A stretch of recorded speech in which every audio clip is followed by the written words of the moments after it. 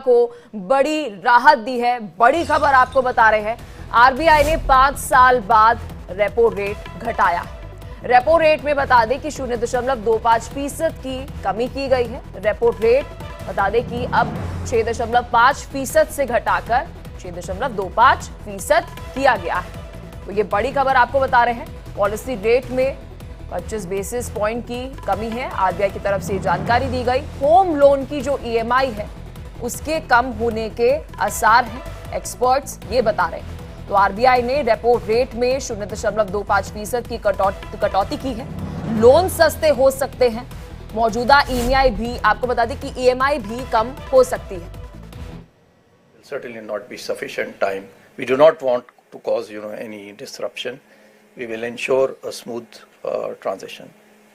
LCR, Thank you. You said not until March 26. Yes. Thank you, sir. Please. तो देखिए, RBI governor Sanjay Malhotra ने आज ये बड़ा ऐलान किया।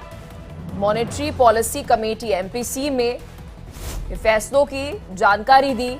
5 साल बाद रेपो रेट घटा है और इससे इकोनॉमी पर देखिए एक बड़ा असर पड़ते हुए नजर आएगा, क्योंकि जो होम लोन है वो सस्ते हो जाएंगे। कैपिटल इन्वेस्टमेंट और ज्यादा देश में बढ़ते हुए नजर आएगी, क्योंकि 5 साल बाद ब्याज दरें जो घटी हैं, इसके बाद ईएमआई जो है वह कम हो जाएगी। तो आम जनता को बड़ी राहत जो है वह मिलेगी।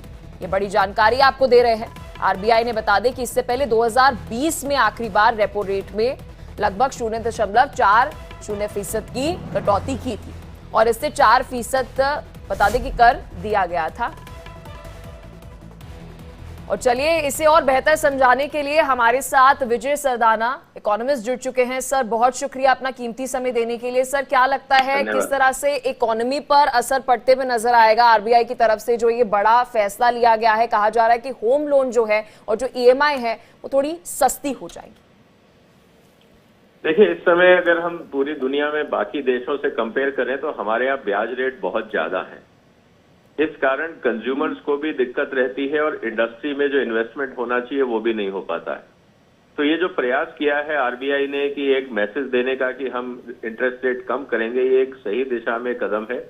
अब आने वाले समय में कंज्यूमर्स को भी राहत मिलेगी और जो इंडस्ट्री में लोग इन्वेस्ट करना चाहते हैं उनको भी थोड़ी सी राहत मिलेगी।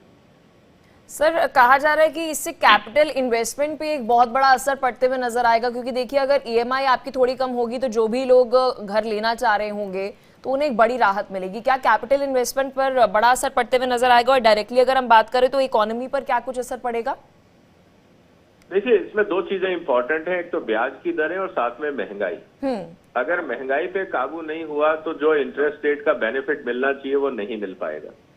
तो इसलिए अब सबसे बड़ा सवाल ये है कि क्या हम इंटरेस्ट के साथ साथ महंगाई पे भी कंट्रोल कर पाएंगे। अगर हम दोनों चीजों पे काबू कर पाते हैं तो जो आप कह रहे हैं जी कि इन्वेस्टमेंट बढ़ेगा, लोग खुश होंगे, तभी हो पाएगा। सरदाना जी, एक बड़ा महत्वपूर्ण सवाल है, बैंकिंग सिस्टम पर क्या कुछ असर पड़ते हुए नजर आएगा? क्योंकि हम देख रहे हैं कि बैंकिंग सिस्टम को एक रीबूस्ट की जरूरत थी। क्या इससे और बेहतरी बैंकिंग सिस्टम में होते हुए नजर आएगी? अभी ये बहुत छोटा अमाउंट है बैंक के रिकैपिटलाइजेशन और रेवेन्यू का। ये जरूर है कि थोड़ा सा जो अभी स्ट्रेस रिलीफ नहीं मिल रहा था या जो एनपीएज होने की कगार पे थे थोड़े बहुत अकाउंट, उनको थोड़ी सी जो बॉर्डर लाइन केसेस थे उनको रिलीफ मिल जाएगी। थोड़ा बैंकों को सुविधा होगी, इंडस्ट्रीज को सुविधा होगी, क्योंकि बहुत छोटी अमाउंट है 0.25 और वो भी काफी समय बाद हुई है और साथ में महंगाई है और दूसरी तरफ हमने देखा कि रुपए का डिवैल्यूएशन हो रहा है। तो कई फैक्टर्स हैं, एक चीज को लेके हम निर्णय नहीं ले पाएंगे, लेकिन सही दिशा में एक कदम जरूर। चलिए, बहुत शुक्रिया विजय सरदाना जी, आपने विस्तार से इस फैसले पर जानकारी दी कि क्या कुछ इकोनॉमी पर असर पड़ते हुए नजर आएगा, आम जनता पर असर पड़ते हुए नजर आएगा। तो देखिए, बड़ी जानकारी आपको दे रहे थे। The policy rate by 25 basis points from 6.5% to 6.25%. I repeat, the MPC unanimously decided to reduce the policy rate by 25 basis points from 6.5% to 6.25%. Consequently, the standing deposit facility, SDF, The SDF rate shall be at 6.0%, and the marginal standing facility rate, also called the MCF rate, and the bank rate shall be 6.5%.